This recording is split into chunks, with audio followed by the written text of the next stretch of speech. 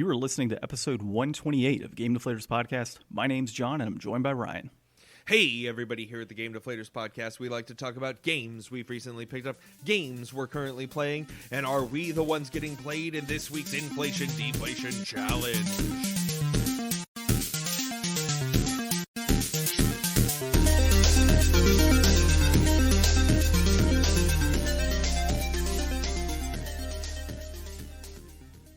Dude, there's no Inflation Deflation Challenge this week, is it? Well, I mean, we're talking about the movie, and, I feel like I enjoyed it, but a bunch of other people didn't, so I feel like I'm getting played. I mean, it's usually my intros are a long shot for understanding, and this week is definitely a long shot, but, I mean, we already used the finish it with the interview a couple weeks ago, so what else was I going to do? I should have gone with Get Over Here. Yeah, you should have, or Fatality. Fatality and would have this been good week, too. we get over here with Inflation Deflation Challenge. Yeah, so this week we're going to be talking about the Mortal Kombat movie. Both Ryan and I saw it on opening day, which is pretty sweet. That's like the first time I've seen an opening day movie in a long time. Dude, I mean, honestly, I'm not going to lie. I've seen a bunch of movies during COVID, and for the most part, I've been to 2 movies where it's just been me and my dad.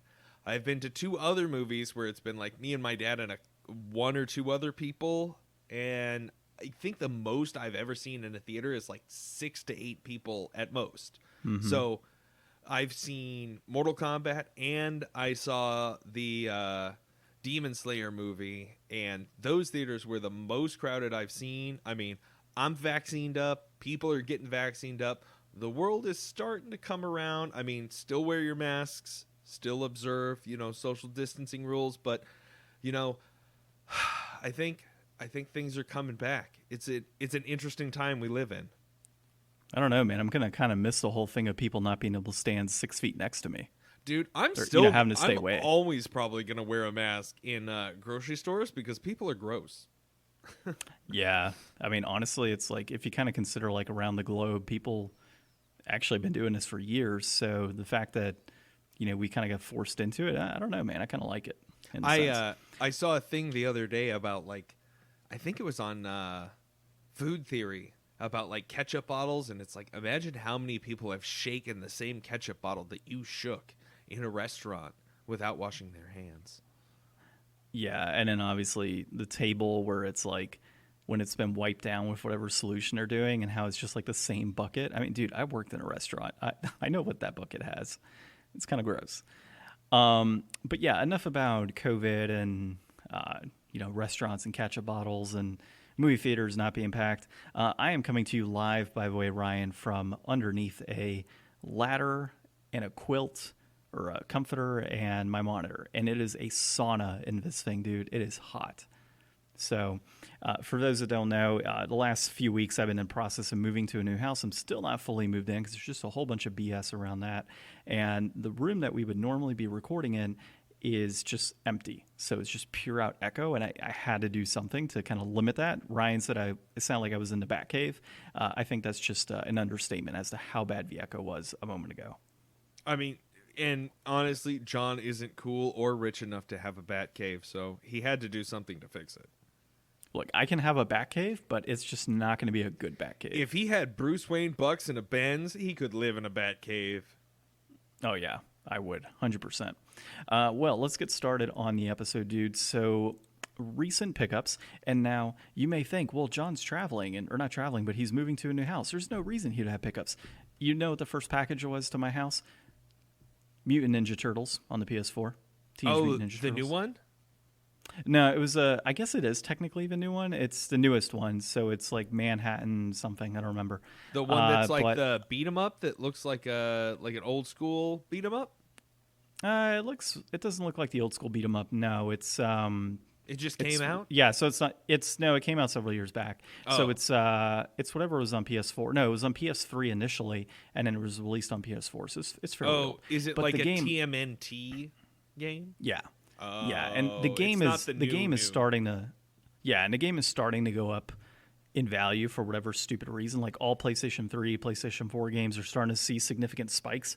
So GameStop had it for like $40 and it's normally like $80. So I was like, let me jump on that. And then the other one, I picked up a copy of Shadow of the Colossus on PS4. So I had not played the remake yet.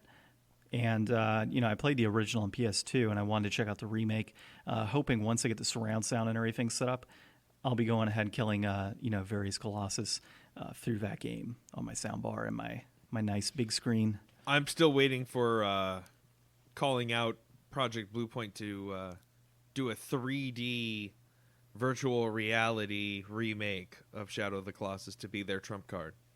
That would be so sick, dude. And then, obviously, in terms of playing video games, I have not played a single video game in 3 weeks, and it's driving me insane, dude. I want to play Welcome Apex to my world, so John. Bad. I don't like it. I want to play Apex so bad, and I can't. And they've already like. They're changing so much it? with Apex 2. Can we just, before we get to the news, can we talk about the Apex news of how they're like gonna bring back Titans and stuff from like the old games that Apex came off of? Well, here's the other thing too, though, is like Lifeline has been nerfed, and that's my main. Like she no longer has a shield in front of her whenever she resurrects somebody. Oh, that was so good. Oh yeah, I know. Like she was an S class or S tier character. I thought they were gonna like give her like a better ult because nobody wants to like call in airdrops and give away your position late game. Yeah, like I think what's going to end up happening now is I'm probably just going to start playing Octane. There's no sense in playing Lifeline if there's no shield. Like she's weak as is. Well, no, but you still have don't you still have the bot that will auto res people? Yeah, but Octane automatically gets health back.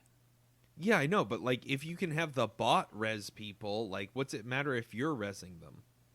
Well, if the bot is does the like, bot not have a shield either? No, there's no shield set up. So it gets rid of the shield. Okay. Yeah, so normally when you try and res somebody, a shield pops up for Lifeline, and I think the main reason on that, and I haven't read too much into it to see if they've boosted her in any other areas, but she takes more damage than other characters. So you she's take got that like shield, the slim profile or whatever. Yeah, so she's got the slim profile, but I mean, come on, anybody on a PC can hit her. Like, it just because she has a slim profile and is able to dodge more bullets, or whatever it may be, she still takes more damage. So when you get hit, especially in a firefight like that, with there not being a shield, she's useless now, at least in my mind.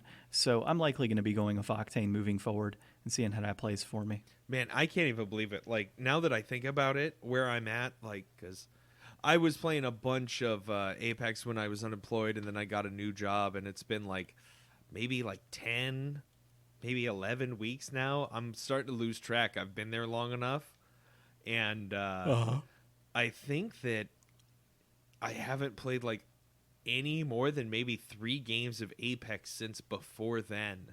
So it's like I'm so out of touch. Like I bought the last Game Pass or the Season Pass thinking, oh yeah, I got through the whole Season Pass last time while I was unemployed, and it'll just pay for itself from now on. And it's like, God, I can't spend that much time. But we'll see. For me, though, the issue that I have is I had, 30 days before the new season. We're sitting now in 15 days or 17 days since I've moved into this house and still don't have anything set up. I was at level 80 something at the time before this all started. I don't know, sub 20, I think, before I stopped playing in the new season. I don't know if I'm going to be able to get it. I don't know if I'm going to be able to get the battle pass because I got so much going on as is. I was intending on getting to level 100, getting the battle pass, and then doing what you're talking about, continually just playing. Do it over and over again. Just as long as you hit level 100, it pays for itself. Yeah, but now that's at jeopardy because we're in the middle of this move. So I don't know if I'm going to be able to get it or not. So we'll see if that works out. But yeah, so overall, man, I haven't played any video games in the last 3 weeks. I'm hoping to get some games set up this weekend and kind of go from there. But at this point, it's more like trying to figure out my whole house situation and get things done. I had floors ripped out several days ago. Painting is still going on.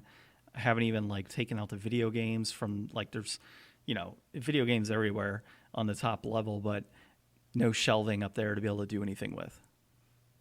So it's insane. Well, allow me a moment then, John, and I will surprise and frighten our audience in ways that they never thought possible.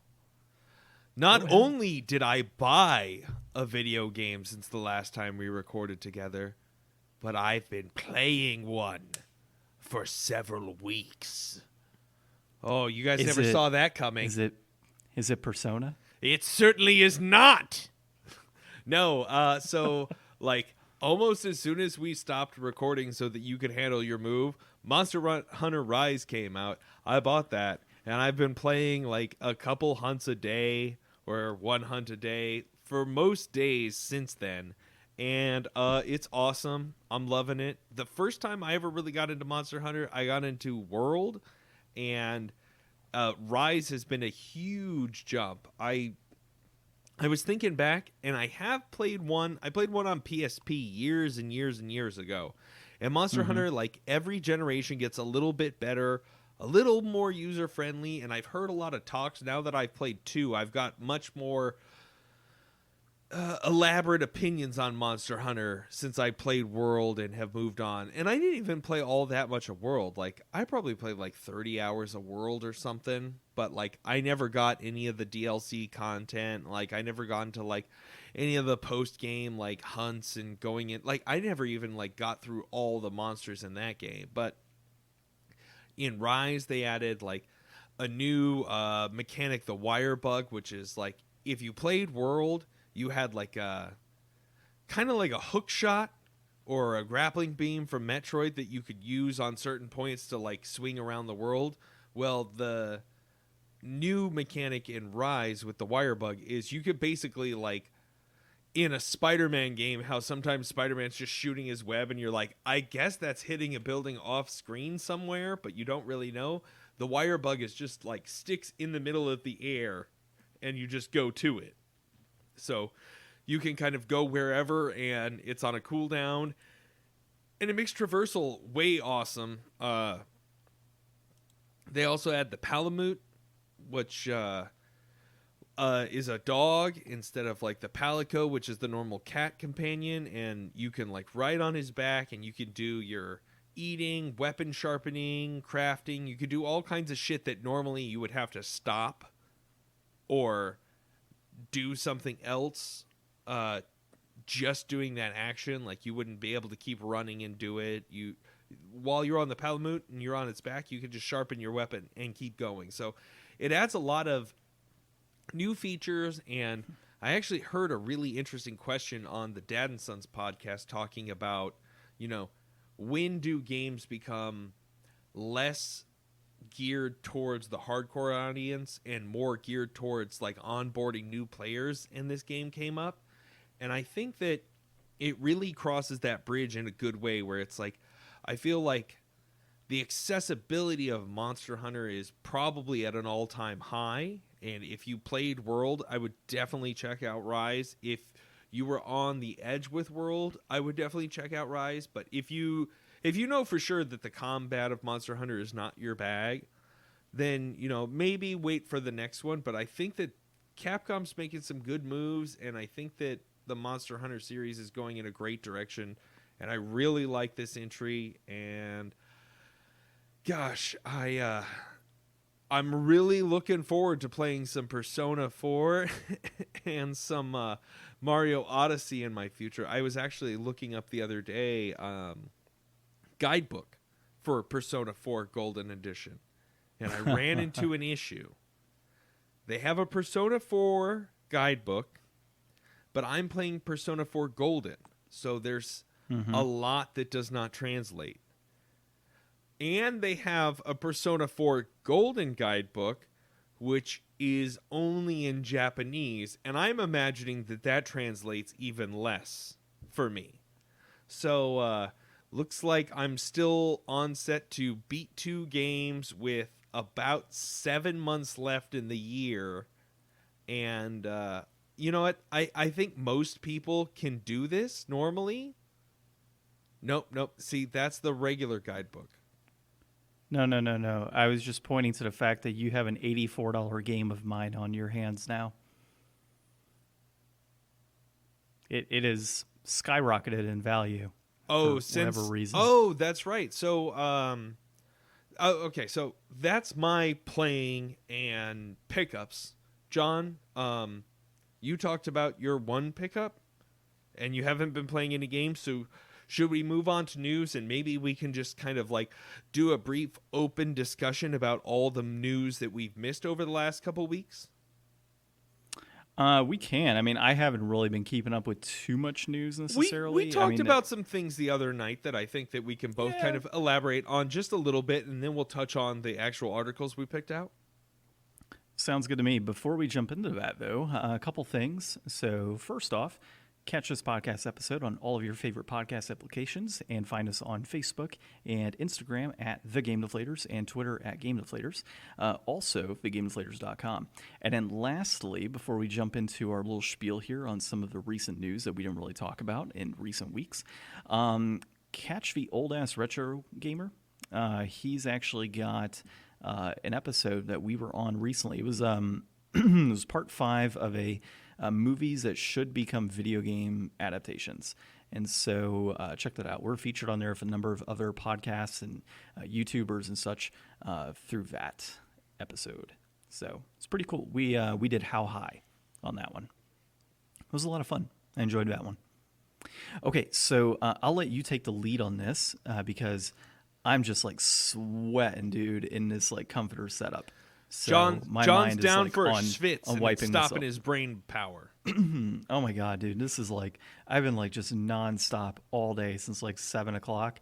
And now we're here at like 8:47. And now we're recording an episode, which normally we'd record 12 hours earlier in the day. Hey, dude, you just sit back, throw another rock on the fire, and keep slapping your back with olive leaves. I've got my water here. I'm going to pour it on the rocks. So, things that we missed over the last couple weeks. We missed Sony turning around and saying, hey, guess what? No more PSP, no more PS3, no more PS Vita digital stores. And then kind of rolling all that back and being like, okay, we'll let you have PS3 and PS Vita stores, but no more PSP stores. I've got to imagine the boost up in Persona 4 Golden had something to do with that. Oh, I think it had all of the PlayStation 3 and PS Vita games and PSP games. Everything has to have shot through the roof specifically because of that announcement. Specifically, PS3. Like, I've seen some crazy prices. You're like, Lollipop Chainsaw went up like a ridiculous amount. The game's not even that good. And it just went up a ridiculous amount. Like, if there's like, anything 10, we've learned bucks? here at the Game Deflators podcast over the last 2 years, it is that good games are not necessarily the most expensive. Yeah, it's usually the shittiest games that are the most expensive. But regardless, I mean, PlayStation 3 prices have just been going up like crazy. I'm excited because my collection just shot up however much value because of all of it, because a lot of my collection is PlayStation 2, PlayStation 3, and PS4. You know, as we've talked about before, I've been collecting PS3 games I've wanted for a long time now, well before a lot of people kind of jumped into it. So I've got a majority of the RPGs and such that you would typically find on that console, which are the games, of course, that are going up the most, I think. Let's see. We also missed the cancellation of Cyberpunk 2077 online multiplayer content. I mean, there's no surprise for me on that one. Like, you know, Cyberpunk in general went out of the gate stumbling. I don't even know if they've got all the bugs fixed technically. It's not something I've been looking into. And as much as I'd love to play it, I'm not going to support a developer who, you know, in a sense, kind of put out an unfinished game for a lot of folks. Now, I think on the PC, though, I've heard it's pretty decent. But, like, PS4 in general, like just regular PS4, playing it on that, it's just not good. And I don't know if I could support that, dude. Did you freeze on my end? Or No. I'm still here. We also... Well, I guess this was recent, but information came out on the number of refunds that Cyberpunk 2077 actually had to issue versus what their actual sales were. And, I mean, it was really just kind of a drop in the bucket. So CD Projekt Red's hype train really blew kind of through all of the problems that actually happened. So they're, as far as I know, where they're at right now, they're planning on trying to continue to make Cyberpunk a success moving forward and making a game that they can continue to sell. As far as I know at this time, it's still not available on Sony stores. So there's still a lot of people out there that have not had the ability to buy Cyberpunk, at least in a digital aspect at this point. Like even though Sony canceled like the store sales online, I don't think that they like pulled Cyberpunk printed for PS5 and PS4 off the store shelves physically. I don't think so. I could have sworn I saw it the other day at a Walmart. Yeah, so, there's still room in Cyberpunk's world to get better over time, but, they're probably looking at less expansive future moving forward. Let's see. Another thing that we missed that's actually we're going to cover in this week's articles was the announcement and release of MLB The Show 2021 on Game Pass, while it being a Sony published game. PlayStation owners have to purchase at full price, while Xbox players with Game Pass get it for free.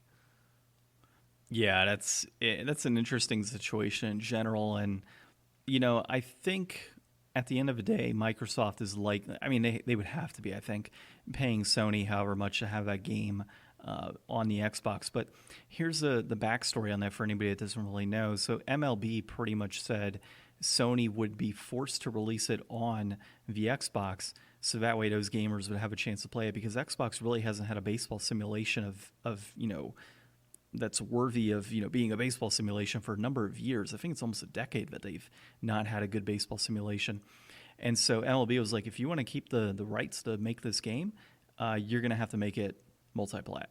And so that's what you ended up with was them releasing it through Xbox. But it is funny, the whole situation of it being on Game Pass. And I'd like to see how long it's on Game Pass, And if I were Microsoft, I would likely just continue having that on Game Pass for free. Yeah, not for free. I mean, you're paying for it, but I heard speculation like, what if this goes on multiple years? What if MLB The Show 2022 is on there, and like how many years are like? Sometimes we hear about gamers that are, we'll say, not mainstream gamers, but like regular gamers, people that have a console and they buy 2 to 5 games a year, and they're mostly like sports titles or regular release titles, things that they can count on. They're not really out there to explore, but they know what they like and they're there for it. So how many years is somebody going to continue to support a platform where they have to pay extra for those games, where they see other people on the other side? Like, I mean, the PS5 is the hottest selling console right now. It's so hard to find. It's like $400 to $500. I mean, the Xbox Series S, it's equally as hard to find, but maybe not quite so much. I feel like people are definitely wanting it every other console more than the Series S. As far as new next-gen consoles coming out, you could get that for like $300 and then get Game Pass. And it's like, if you're just there for the sports titles and you don't even care about owning it physically, like, why would you want to spend more than you absolutely have to? Especially if like you're the MLB guy and that's your main title. You're going to bail on Sony first thing, save yourself $200 and shift over to Game Pass, and maybe even get more into gaming because of it and the availability of other games. Yeah, I mean, it's really an interesting situation, and it does kind of make me wonder, like, if Sony's even going to keep the rights to continue making this game moving forward. Like, why would they if it's a multi-plat? But, I guess at the same time, right, like if they're supplying this baseball simulation to Microsoft, and Microsoft's paying them however much to have it on their platform, or their console, I think, yeah, I mean, we'll see how it goes moving forward in future years. And really, I think up to MLB as well to determine if Sony gets to keep that exclusivity of actually producing the game, or if they move it off to like an EA. Yeah. So we'll see. So just a couple other things to touch on, and then we'll move on to actual articles. Balan Wonderland came out and totally epically failed. We had the whole thing with the battery on the PlayStation 4 and PlayStation 3, and if they're removed, the trophy data can't sync, and you might not even be able to play your own games anymore. More rumors about Game Pass being on other platforms like Switch. Lots more Switch Pro rumors going around. It's been a busy couple of weeks, John, but it's good to be back. Yeah, it's definitely good to have an actual recording that's not in the bank, dude. Now, don't get me wrong. I actually really enjoyed the last few episodes that we did on PlayStation 2, as well as Sega Genesis, and then also our interview of Paul Niemeyer. That was so good. Dude. Man, if you guys haven't checked out our interview with Paul, I mean, John, you were definitely there for the interview, and I appreciate that. But me and Paul, we had something going on, and we were really vibing. Ceramics people, into the same kind of IPAs and stuff, man. I'm looking forward to hanging out with Paul in the future. He was a cool dude. Check that interview out. I'm probably going to hang out with him first. Yeah, I mean, next time I go to Chicago, I'll be giving Paul a ring and playing some Mortal Kombat with him over at a Galloping Ghost. You're going to give Paul a ring? I thought you were married to Angela. You're going to do her dirty like that, John? You know what? Paul's the original Mortal Kombat artist. Come on. The original, Ryan. Yeah, so definitely check out that episode. It was a lot of fun doing that recording with Paul. Okay, so jumping into the news here. The first one, I mean, we can kind of jump away from this here in a moment, but PlayStation Studios' first Xbox game reportedly runs best on PlayStation 5. No shit. So that is going to be by Andy Robinson at Video Games Chronicle. And, really this comes as no surprise to me that it would run better on the PlayStation 5 than it would on an Xbox. Yeah, but it was developed on here is how it was developed for it. Yeah, I know. Yeah, so basically it gets about, if I recall from the article, about 7 frames per second better on the PlayStation 5 versus the Xbox Series X and S. But on last gen, Xbox actually beats it out by about 5 frames per second. Not a huge difference in my mind, but still, I mean, it's interesting to see like the fact that it's running much better on one console versus the other. You get that with a lot of titles, of course, but the reason I say no shit is like this was made specifically for PlayStation initially, and it was made by Sony. So why in the world would they? Obviously they're going to make it playable so that way it sells on another console. But at the same time, why would they really give two shits about it? Like, being exact, or why would they produce a game that's going to perform better on another console versus their own? It would make no sense for it to perform better. I mean, on the Xbox. Like, as far as the content is concerned, like, I'm sure that MLB, whose license that they're using, is very concerned with how well it's represented on other platforms. Like, they definitely don't want it being chinsed out on. And I mean, at this level, I mean, it's built for one type of architecture, and now it's on another. And like we were saying earlier, like, it's gotten all of this added attention. Like, if this was just some third-party studio game, it wouldn't matter. But the fact that it's like a first-party Sony studio appearing on an Xbox Microsoft platform and at a better deal rate for those platform holders versus their own, like, I know a bunch of people were expecting, like, is Sony going to counter? Like, are they going to try to like throw this on like PS Plus or something? But that's obviously probably not going to happen. Like, I'm at least going to be. I've been disappointed so many times with PS Plus over this last year that if MLB The Show came out, I'm just not that kind of player. Like, it would not garner any attention from me. Like, I probably wouldn't even download it because unless you're going to play like that year, are you going to go back and play like a prior year's roster in the future? Well, normally those rosters update for a lot of those games, but I mean, MLB The Show is probably my favorite baseball simulation of all time. So if it came available, it's like on, the like, only one on the 4, market right now, as far as I know. Like, I don't even think they're doing other MLB games. I think that's like the only show in town. Yeah, I think it is, man. And honestly, like, I could see Microsoft if MLB's like, yeah, you guys can make your own. I could see them doing their own too. But again, like, make a Mutant League Baseball. That's what I say. That'd actually be pretty cool. That'd be pretty cool. What is it, like Super 2000 Baseball? I don't remember the name of it, but it's on like Super Nintendo. Super Baseball 2000, I think is the name. What was make that again? What was like the Little League game that they had? Oh, It used to be you're on like talking the about back of cereal boxes and Go-Gurts.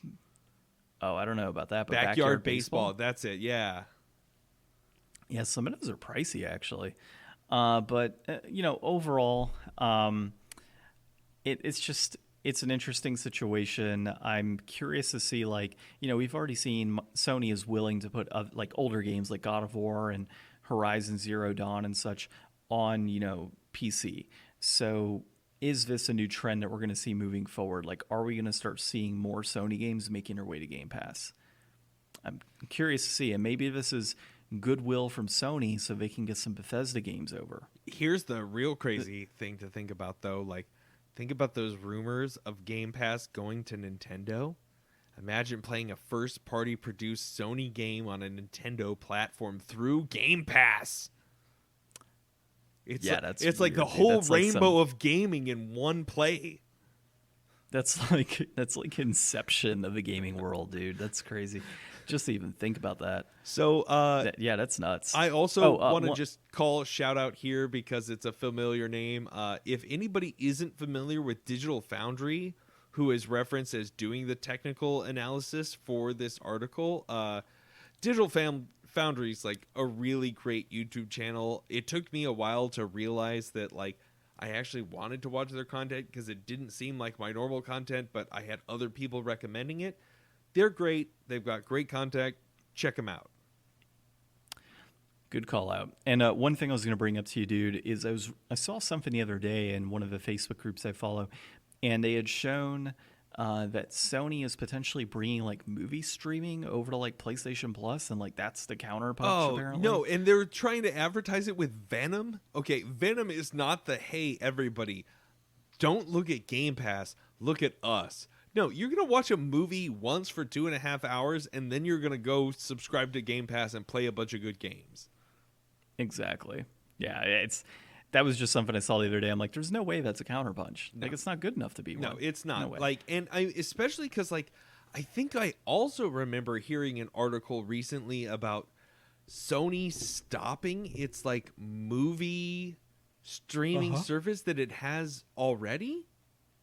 We talked about that in a previous episode several months back. Was that long ago? Yeah, I thought that sounded familiar because it's like some people, it's like there might have been some shows and stuff. I think there was like weird edge cases that they had licenses to, but it's all like shows that like most people aren't really out there watching. Like, I mean, me and my wife, we just recently started watching Lost again because we finished an old show, but we've already stopped watching it. It's like Lost is never going to be a pull for like somebody like anybody that wasn't around to watch Lost while it was airing.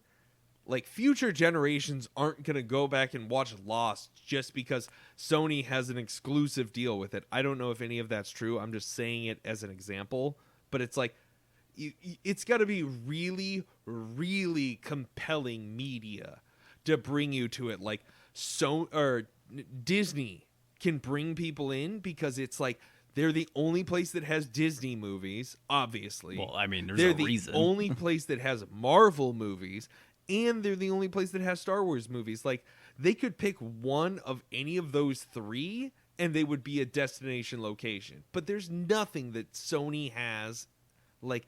What are they going to show you? Do they even have the rights to the original Sony Spider-Man movies from the Sam Raimi movies anymore? I have no idea. Like, if Venom is their pull to get you to go to Sony, guess what? Save your $8, go to Netflix, because after you watch Venom, you're going to run out of shit to watch.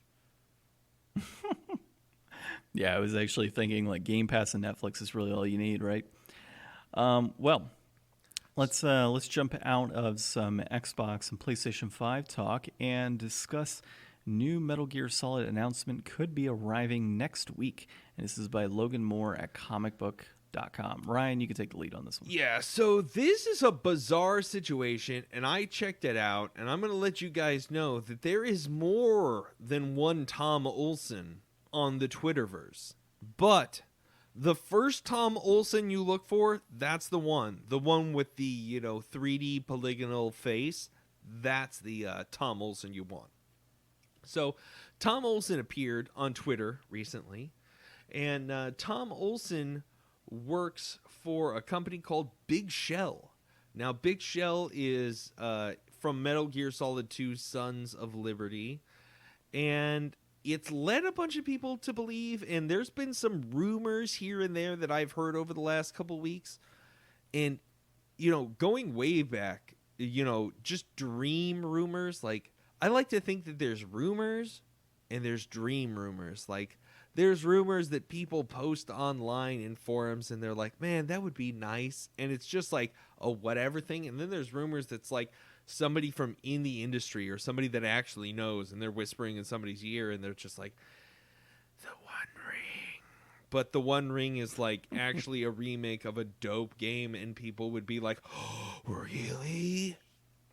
So we all know that Konami kind of sucks, and they make pachinko machines, and they made Metal Gear Survive, and they've got like a bunch of good IPs under their hat, and they're kind of just sitting back on their laurels ever since they got rid of Kojima. So what if Konami licensed out the Metal Gear franchise? And what if they let somebody do like a ground up awesome badass remake of a Metal Gear title? Like, I don't know, maybe somebody like Kojima. That'd be nice. I don't right? think they would let him do it. And also, I don't think No. that he would want to do it. And also, I think somebody else could do it better looking from the outside in. Because I feel like if you gave Kojima Metal Gear again, I don't think that he would be happy to work with old Metal Gear again. And I think he wouldn't be able to help going back and redoing stuff. Like, Blue Point did such a good job with Shadow of the Colossus. They did such a good job with Demon Souls.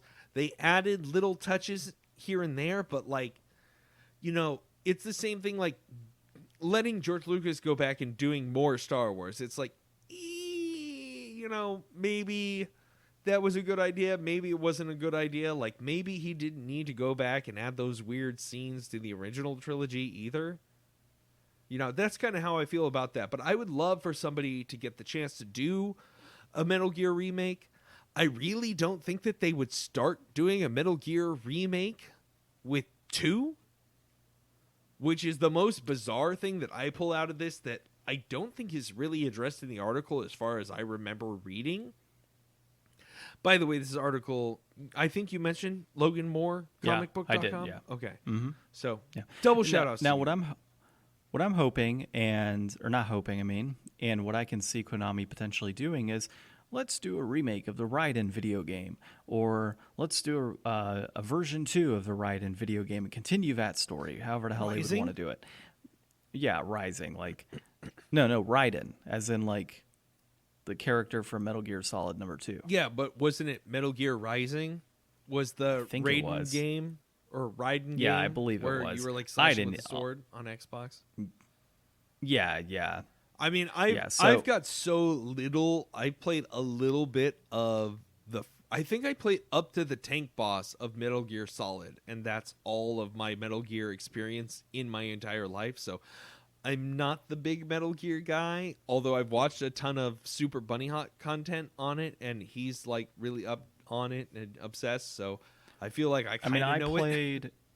I played Solid 2, Solid 3, and Solid 4, and that's about where I stopped. And here's the thing, man, and like anybody listening, you all always hear the same thing from me on this. I don't jump into video game lore and study it and try to understand every single piece. I play a game, and once I finish a game, I likely within 2 weeks forget all the character names. Like, the only reason I even know Raiden or Solid Snake is because that's the only, like, what's the other, is it Otacon, I think is the other one? Otacon, is Big Boss. Otacon, Big Boss, and you got Liquid, and that's all I'm thinking of right now. Like that, I know about it, and just get my mind. There's like a wolf person. You know how it is, dude. Like, and Sniper I say it all the time. Wolf? Is it Sniper Wolf? I don't remember, some wolf character. See, that's where I'm at with these, man. Like, I play it, I enjoy it, I love it, and then I move on. Like, I don't replay a lot of games, and I don't invest my There's so many time in games. trying to learn. Replaying games is Yeah, tough. exactly. So many games, I don't need to invest all my life into one particular series. So, that being said, who knows what this announcement could be? All we know is that it'll likely be multi-platform regardless. It's not going to be on one console or the other. And we'll see, man. Hopefully it's just not another writing game. Well, Revengeance, either the way, second coming.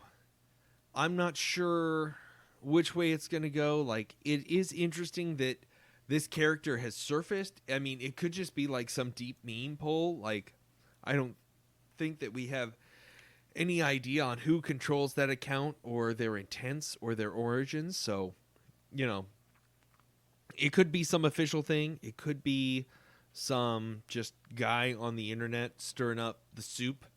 That could be fun too. But, we'll let them test their might, as one might say.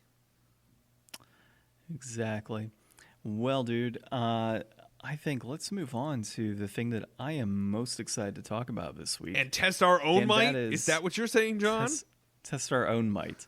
The new Mortal Kombat movie is a deathmatch with boredom, according to Ignatiy Vishnevitsky. I can't even. We'll just say Ivy, and he is part of the AV Club. We'll post your name up there. I kind of let John bite the bullet on this one. We weren't sure on how to pronounce that one, but your article was compelling, and we will argue against it. Yes, we will. So, I mean, basically, dude, I'm going to kind of go into, and there's a lot of things that I didn't like about the film either. Like, so, for me, Mortal Kombat, some of us, 2020. Yeah. The movie. Some of the CGI. We saw it. Some of us, God damn it. Some of the CGI is okay. Like, it's not that great. Like, one of the things that, like, Goro was all right. Seeing the, initially where you have Scorpion in that first area and he takes one of the one of the assassins and he hits him with, is it a kunai, I guess, or a knife, and he goes ahead and like pierces him and he slings him over. That one, the CGI was pretty poor. So there's a few CGI things I didn't like. I would say that overall the character Cole, what's his first name? I forget the first name already, and we just saw it the other night. Something Cole. All right, so like that's how memorable he was to me. Like I honestly wish it would have been more like, and I guess we should probably say spoiler alerts on this, but he wasn't very compelling to me as a main character for this whole thing. Like, I get it, like why you would bring him in, but could we not have taken this from like the viewpoint of, Sonya or Jax, first name and is just Cole. had like his last name is Young. Yeah, Cole Young. There you go. Like, it wasn't compelling enough for me. Like, I almost felt bored at times watching him during his scenes. Like, I found more excitement in Kano and Jax and Sonya and Kung Lao and Liu Kang than I did with Cole Young the entire time. And like the family jumping in, like it was very off-putting in those scenes involving him. And unfortunately, he is. I feel like you're throwing stuff at me that I was not prepared for. Like, you jumped into this fight on the opponent's side of a tag team Mortal Kombat match here. I feel like when we were at the movie, we were both on the same side here, John, and now you're going against me. We are. You're teaming up with the other side? Oh, no. We are. Don't worry. Okay, I thought that the movie was dope. I thought it had everything a Mortal Kombat movie needed. Like, the guy who's reviewing this in the article, he's looking at this as like a capital F film, and I am definitely a lowercase m moviegoer.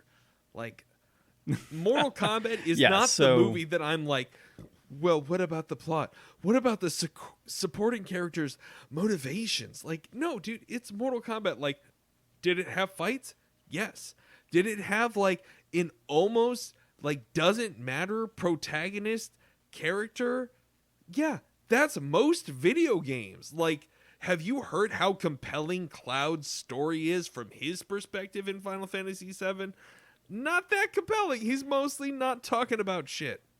Like, All there I'm is saying so much is about this movie that's like, hey, let's make an insert protagonist main character so the audience has somebody to just like learn alongside of, and like let's let Liu Kang be like the dude that's in charge. Like, I think it's cool that they let Liu Kang be his own character instead of like, I'm Liu Kang, I'm an awesome martial artist, but I don't know anything about any of this stuff. Why don't you tell me about it, Sonya Blade? Like, they cut out all that, let Liu Kang be dope, and made all the other characters be like okay, what's going on here? Kano was awesome. I felt like the scenes really carried themselves. I had a really good time. I thought that this was the best video game adaptation movie that I've seen in a long time. And John's waving his hand, so go ahead. Tell me, John. Tell me why I'm wrong. Yes. I'm not telling you you're wrong. Exactly, I you're really not. enjoyed the movie.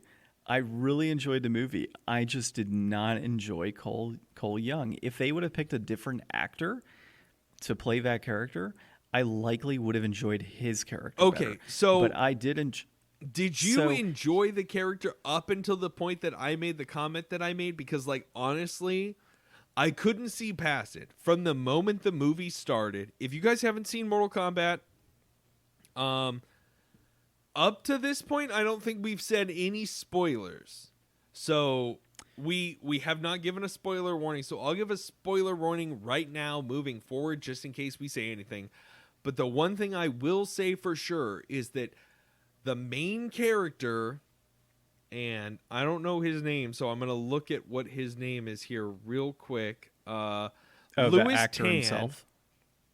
did a good job as Cole Young, but I'm pretty sure that he's just Tom Cruise reincarnated while Tom Cruise is still alive. Like, I feel like he looks kind of like Tom Cruise. I feel like he's delivering his lines kind of like Tom Cruise. I feel like I'm getting tons of Tom Cruise vibes from this guy.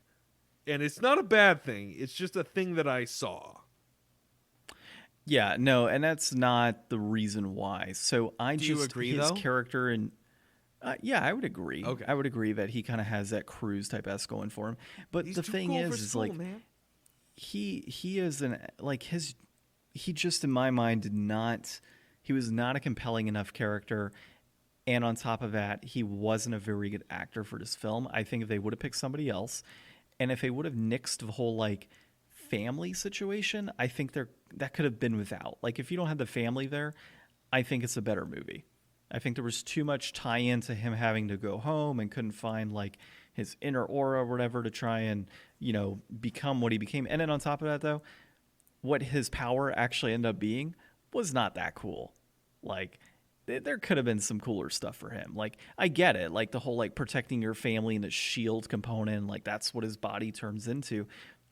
But it wasn't anything, like, spectacular. The thing I'll say is he's definitely the most anti-Mortal Kombat character, because I've never seen a Mortal Kombat character with, like, a defensive style. Like, for the most part, like, Mortal Kombat's about beating the hell out of the other guy, sometimes literally.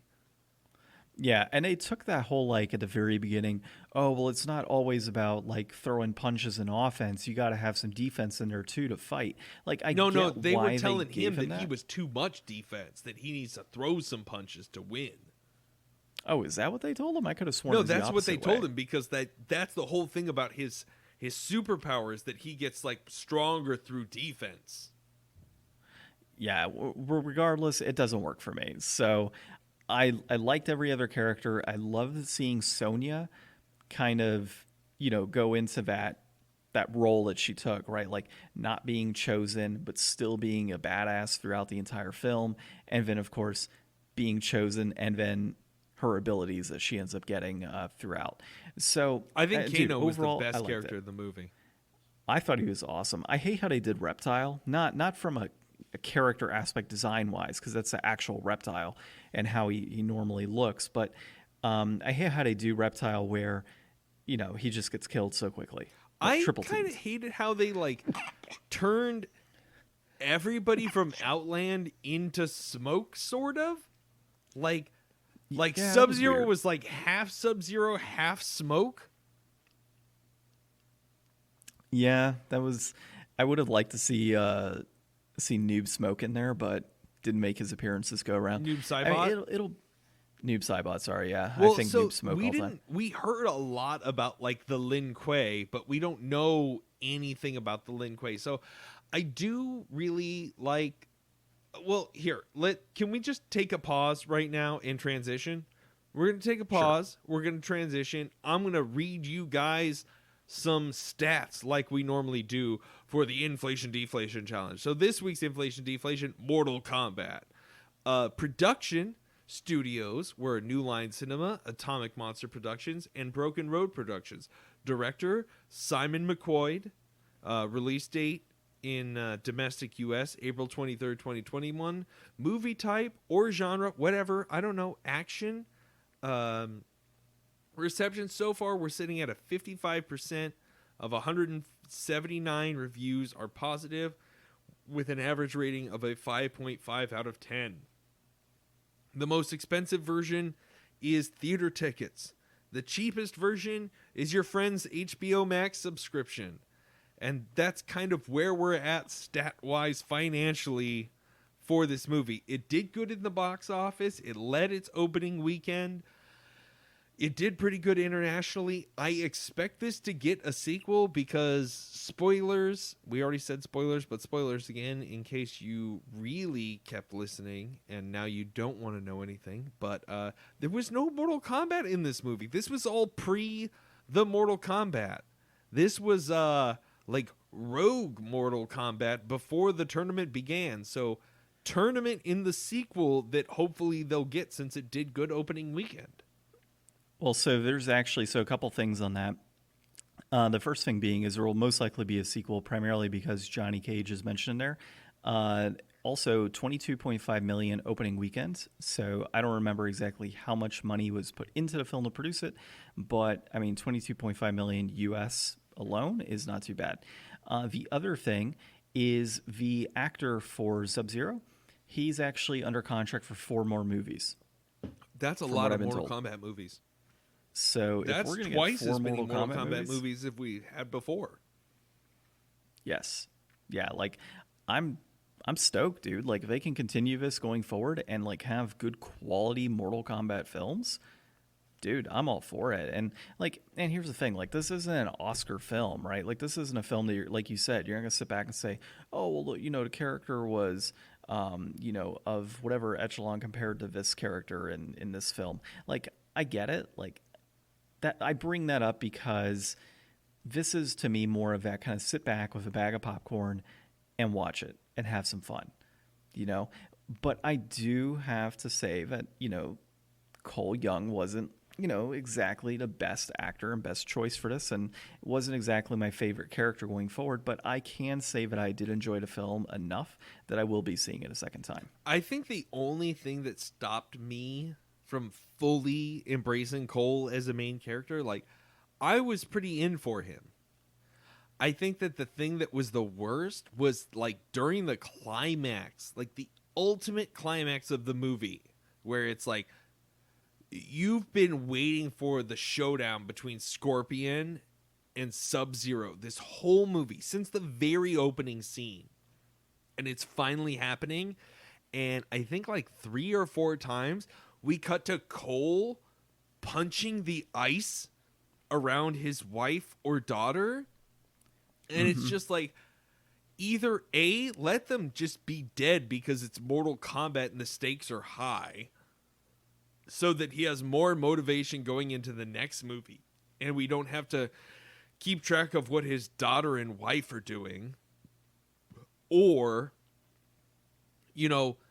let him be like a strong hero and free them, and then make sure they're okay, and then go help his ancestor. Like either one of those options, but like at him and his ancestor are fighting Sub-Zero, and then at multiple points he's just all of a sudden punching the ice surrounding his wife or daughter again, trying to free them fruitlessly. And it makes him look very weak, and it really takes away from the climactic moments. Like, if that one scene was resolved, I feel like this movie would be a lot better. Like, I feel like that's the worst sticking point for this whole film, is just that final scene and how his actions and their kind of being there interacted. Like, it was either going to be a great allusion to what happened to his ancestor happened to him,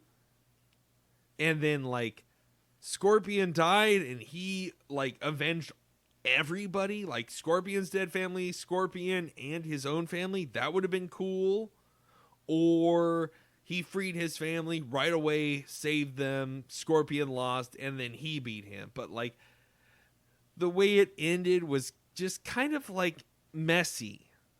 It could have been a little cleaner at the end. I felt like everything up to that point, like, as much as the reviewer of the movie and other people want to complain about, like, you know, character motivations and what they were doing and blah, blah, blah, blah, blah, film stuff. Like, I know film stuff is important. Like, I know it's just because we're video game people doesn't mean that we can all of a sudden branch over to film and be great critics on it and have these lofty opinions or crappy opinions and not be able to support them because we don't really know or follow the medium as well. Like, that's all kind of one thing or the other, but like, ultimately this is a film adaptation of a game franchise, and I thought that, you know, the original Mortal Kombat film franchises were pretty good adaptations, and I think that this is a pretty good adaptation. Like, for the most part, like,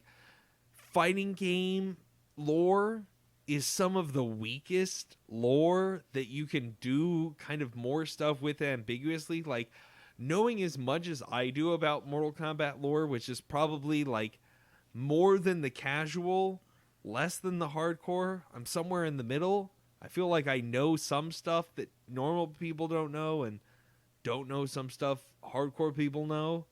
I wasn't mad at this. Like, this had all the characters I wanted. It had them represented in interesting ways. It had, like, everybody said the lines that I wanted, like, get over here, finish him, fatality, flawless victory. All the lines were there. The music was there. The, like, fire dragon was there. Everything I wanted was there. Like, it was almost like a perfect adaptation as far as, like, I like this, I know that, it's here in front of me. Like, I had no problems with it. I thought it was excellent. Yeah, I mean, I would say, like, for me, it would probably be in a range of, like, a 7.5 to an 8 out of 10 in terms of, like, overall movie quality. But I definitely enjoyed it. I thought it was a blast. I enjoyed seeing it with you and being able to hang out and check out that film and be able to talk about it afterwards. And, you know, it had, like you said, it had everything that you want in the film as far as the blood and gore is concerned, the character representation that they had, the comedy from Kano and other characters that was in there. I thought it was good. So, I mean, here's my overall at the end of the day. Whether you see this on HBO or you see this in theaters, I think it's worth watching. So, John, the ultimate question comes. Inflated or deflated? I think just right. Okay, so, but in this situation, we don't have, like, the market value is ticket prices. You're going to buy tickets. Yeah. You're going to potentially upgrade and buy popcorn and soda. I mean, this might be one of the most expensive games we've ever looked at as far as inflation, deflation, like, not counting super rare games. Like, we're talking like $30 maybe for 2 hours of entertainment. Is that inflated or deflated? So here's what you do. You get your girlfriend to go with you. She gets a really big purse. You pop popcorn at home, get some fried chicken, throw it in a bag, go out to your local movie theater for $16, check it out, eat your chicken, and enjoy Mortal Kombat. All right, if you guys have a girlfriend that can fry chicken and throw it in her purse willingly, yeah, I'm going with John on this one. Otherwise, I'm going to go with Just Right for myself, because I think that going to see this movie in theaters is worth it for the spectacle. I think that watching it, me and John, we went to Alamo Drafthouse. Full disclosure, you can get beer and food delivered to you while you're there, and I got both. Totally worth it. I would pay for food, beer, and this movie, and have a great time. I would, since I'm a cheapskate, only pay for the movie and a beer and Ryan's drink, which I did. You paid for the movie. I bought drinks. But overall, I think it's worth seeing, whether it's in theater or HBO. I think you're going to get a better experience in theater, just because of the big screen and the bass and everything else that comes with it within the theater. But if you've got a badass home sound system, definitely check it out on HBO. I think it's worth it checking out there too. Yeah, if you've got a friend's HBO Max password, there's no reason you shouldn't see this film. It's at least as good as the original film. Yeah, which, that's not hard to beat, right? So, well, that being said, man, I think it's good to be recording again. I'm hoping I'm not recording in a tent for the next several weeks, because that's going to suck. I need to get some books and stuff posted in this room by next week, so that way we are, good to go audio-wise. Otherwise, we might be recording at your house. We'll get it figured out. See. We'll get it figured out for Look sure. forward to more Game Deflators Podcast. For sure. All right. Well, this has been episode 128 of the Game Deflators Podcast. My name's John. I'm Ryan. And thanks for listening.